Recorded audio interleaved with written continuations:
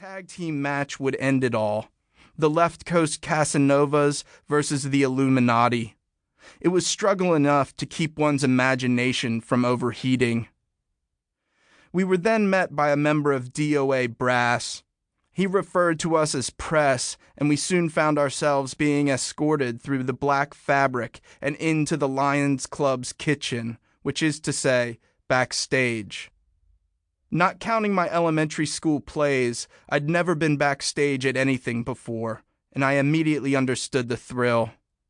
The wrestlers were giddy, full of antic aggression.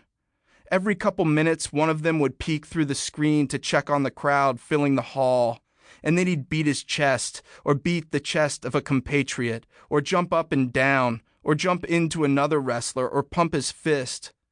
One rapidly slapped his head with both hands like I've seen legit Greco-Roman wrestlers do in high school and the Olympics. Watching them amp themselves up, I remembered I'd experienced something similar back when I played lacrosse, when my teammates and I would bang our helmets together and roar testosteronic roars while listening to backward R Korn in what feels like, and what I often wish were, another life.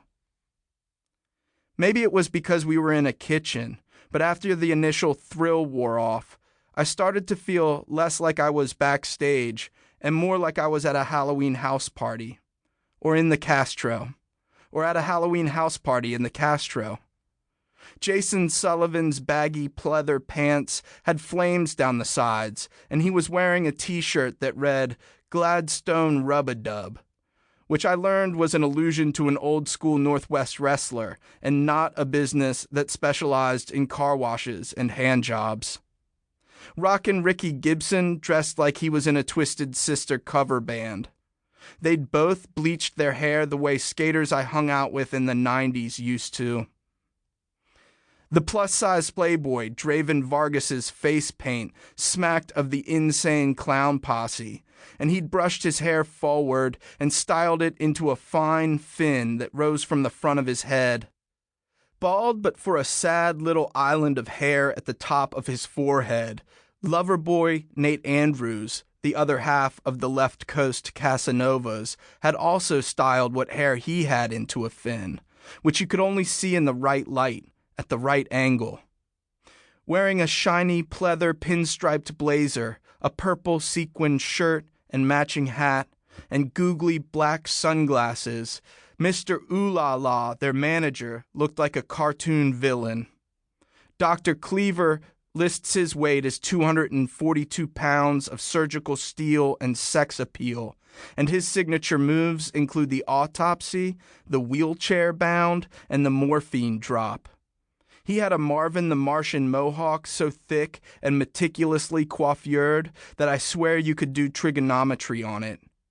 It was dyed a shade of neon green I've only ever seen on psychedelic posters, and maybe, for that matter, on certain psychedelics. Somehow, even those who weren't seemed shirtless. Scott focused on Dr. Cleaver. When the lean green love machine noticed the camera, his arms shot up reflexively, as though an electric charge had passed through him. He flexed his muscles in the classic strongman pose and smiled a smirky and startling and weirdly handsome smile. The world's sexiest doctor was missing prominent teeth. "Don't get a picture with me and him together," Jason said, pointing at Dr. Cleaver. "We're wrestling tonight." Wouldn't want to spoil the notion that the show's all real, not staged and scripted. Not a work, as they say. In the world of pro wrestling, sustaining this illusion of reality, this suspension of disbelief, is called kayfabe. The word's etymology is uncertain, but it's often said to be a corruption of the Pig Latin for fake.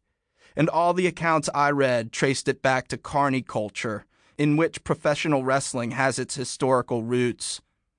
The opposite of a work is a shoot, as in straight shooter.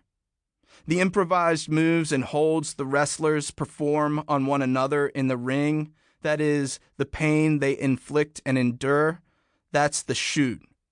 The tension between this reality of the match, the shoot, and what the public knows or believes to be an angle, the work, is an integral part.